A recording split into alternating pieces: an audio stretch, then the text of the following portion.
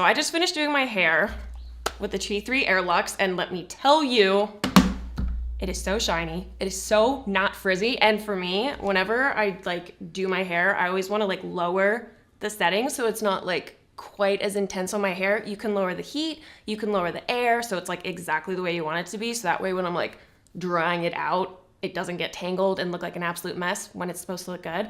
And then one of my favorite features actually is like, so I did like a little bob at the end and I really wanted to like lock in that little curl. So they have like a cold blast button and that like cools the hair, locks it in place so it actually stays all day, which I think is amazing because the amount of times I've done my hair for an hour and it falls out like the second I'm done doing it is crazy. Okay, so I'm gonna show you guys how to do this look right now.